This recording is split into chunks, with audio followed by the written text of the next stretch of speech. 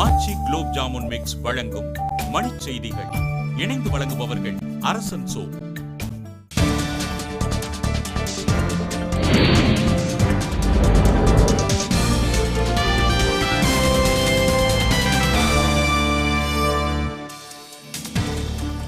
மருத்துவர் ராமதாசுக்கு பாதுகாப்பு வழங்க கோரிய வழக்கில் நாளை தீர்ப்பளிப்பதாக உயர்நீதிமன்றம் அறிவிப்பு.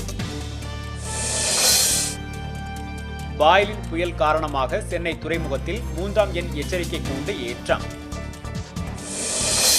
அடுத்த 12 மணி நேரத்தில் ஆந்திரா, ஒடிசா கடற்கரை பகுதிகளை புயல் தாக்கும் என வானிலை ஆய்வு நடுவம் எச்சரிக்கை.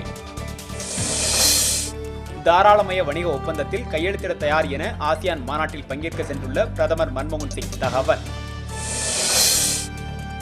பேச்சுவார்த்தையில் உடன்பாடு ஏற்பட்டதை அடுத்து வேலைநிறுத்தத்தை திரும்பப் பெற்றனர் சீமாந்திரா மின் ஊழியர்கள்.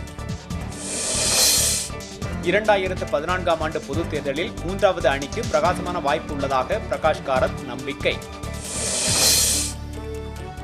இந்திய கடலோர பாதுகாப்பு படை பலமாக உள்ளது என உள்துறை அமைச்சர் சுஷில்குமார் ஷிண்டே தகவல். ரஜிவ் கொலை வழக்கை நீதிமன்றம் கண்காணிக்க கோரிய பேரறிவாளன் மனுவை தள்ளுபடி செய்ய புலனாய்வு அமைப்பு கோரிக்கை.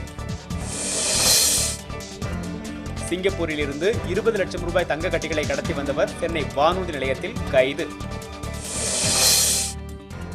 இந்திய இறகுப்பந்து வீராங்கனை ஜுவாலா கட்டாவுக்கு விதிக்கப்பட்ட தடைக்கு இடைக்கால தடை விதித்தது டெல்லி நீதிமன்றம்.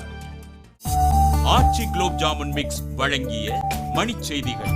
இணைந்து வழங்கியவர்கள் அரசன் சோ.